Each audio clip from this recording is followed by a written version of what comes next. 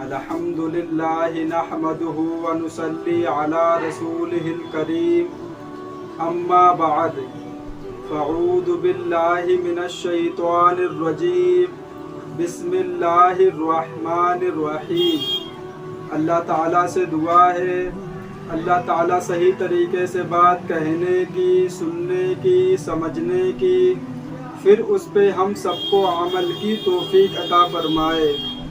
इंसान दुनिया में गुनाह करता है, चाहे वो कोई सा भी गुनाह हो, चाहे इंसान चोरी कर ले, चाहे जिना कर ले, चाहे शराब पी ले, चाहे माँ बाप का दिल दुखाए, रिश्तेदारों के साथ बुरा सलूक करे, कितना बड़ा चाहे वो गुनाह कर ले, लेकिन अगर वो अल्लाह ताला से हाथ उठा के एक बार कह दे कि ए अल्लाह जो हुआ सो हुआ, अब दोबारा नहीं करेंगे, तो अल्लाह ताला उसके इस ईमान की बरकत से, उसके इस जज्बे की बरकत से अल्लाह ताला उसके गुनाह को माफ़ कर देता है।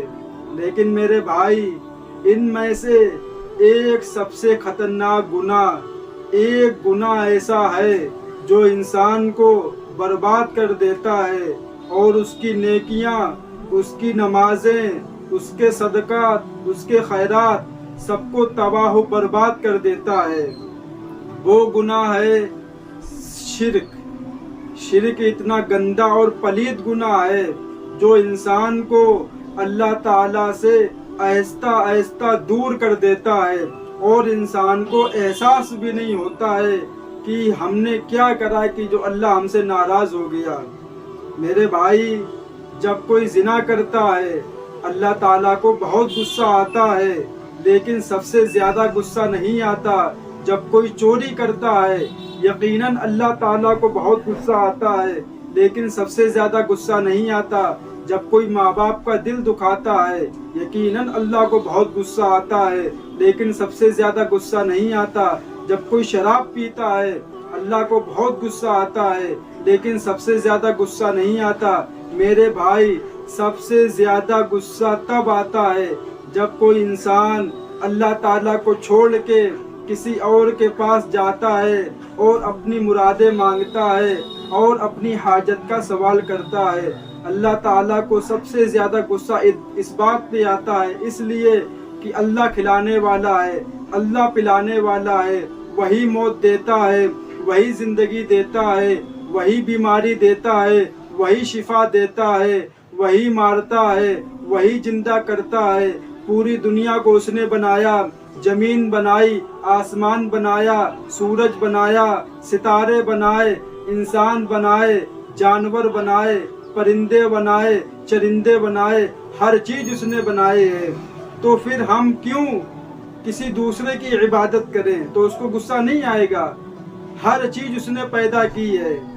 मेरे भाई, जब कोई बादशाह होता है और सब चीज़ उसके कंट्रोल में होती है, तो इंसान अगर उसके पास नहीं जाता है और किसी और के पास जाता है, तो बादशाह सोचता है कि लगता है कि इसके दिल में जो मेरी ताकत, जो मेरी कुदरत, जो मेरी हिकमत है, लगता है कि मेरे बंदे के दिल में मेरे लिए वो मोहब्बत नहीं है। अगर मोहब्बत होती तो ये किसी और के पास नहीं जाता। अगर इसके दिल में ईमान होता, अगर इसके दिल में यकीन होता कि सब कुछ अल्लाह की ज़ात करने वाली है, तो मेरे भाई, ये इंसान किसी के पास नहीं जाता, सिर्फ और सिर्फ अल्लाह ताला के पास जाता और मस्जिद में जाके नमाज पढ़ता और अल्लाह ताला से दुआ करता।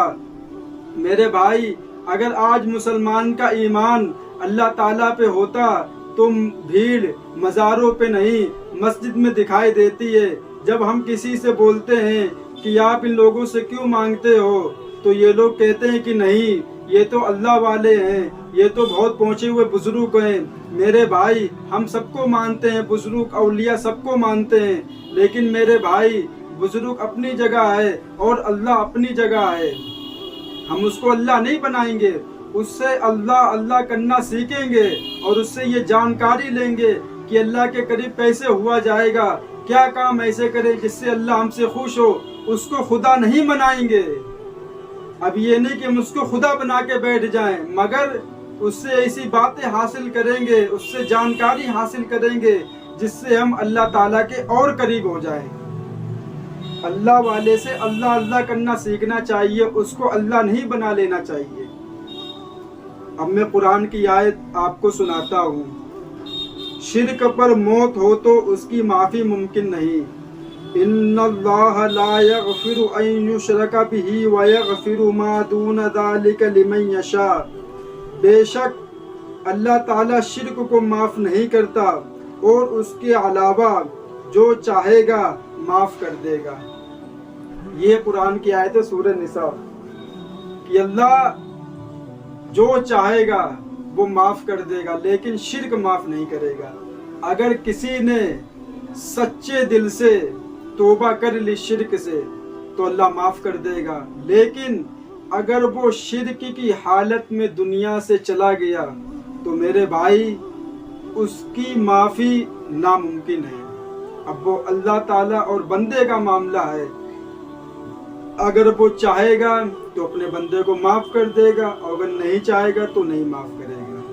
میرے بھائی اس گناہ سے بچنا بہت ضروری ہے۔ لوگ سمجھتے ہیں کہ یہ کچھ بھی نہیں ہے، بس مزاروں پہ چلو، بابا پیر صاحب سے مرادیں مانگو۔ لوگ سمجھتے نہیں اس میں ثواب ملتا ہے۔ میرے بھائی میں نے دیکھا ہے کہ مسجدیں ویران پڑی ہیں اور مزاروں پہ بھیڑ لگی ہوئی ہے، لوگ مانگ رہے ہیں ان سے مرادیں، اور جو مزار پہ جو لوگ بیٹھتے ہیں وہ خود یہ بات جانتے ہیں کہ اگر دنیا والے مزار پہ نہ آئے تو اس کے اندر جو بابا ہے وہ ہم کو نہ پیسہ دے سکتے ہیں نہ کھانا کھلا سکتے ہیں۔ جب وہ ان کو نہیں کھلا سکتے ہیں تب وہ آپ کو کیا کر سکتے ہیں آپ کے ساتھ؟ قسم خدا کی اگر ہم لوگ مزار پہ جانا بند کر دیں تو یہ لوگ مزار چھوڑ کے بھاگ جائیں گے، اس لیے کہ انہوں نے دھندا بنایا ہے پیسے کمانے کا۔ لوگ آئیں گے، بریانی کھلائیں گے، جردہ کھلائیں گے، پیسے دیں گے اور خوب کھانے پینے کی چیزیں ملیں گی۔ آپ نے دیکھا ہوگا جو اللہ اور اس کے رسول سے محبت کرتا ہے وہ کھا کھا کے موٹا نہیں ہوتا ہے، وہ ان کی یاد میں کمزور ہو جاتا ہے، لیکن جو مزار پہ بیٹھتے ہیں ان کی آپ نے پیٹ دیکھے ہوں گے، کھا کھا کے اتنے بھاری بھاری پیٹ ہوتے ہیں۔ یہ محبت ہے۔ اسلام میں تو روزہ رکھنا افضل ہے، روزہ رکھنے کی تحقیق کی بتائی گیا ہے کہ روزہ رکھو۔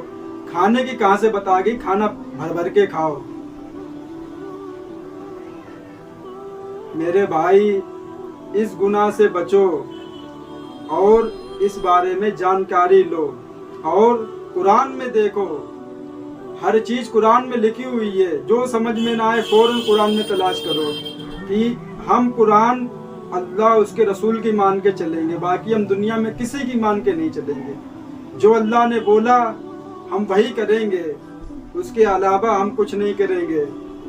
میرے بھائی بہت دکھ ہوتا ہے یہ بات کہتے ہوئے کہ جس مالک نے ہم لوگوں کو بنایا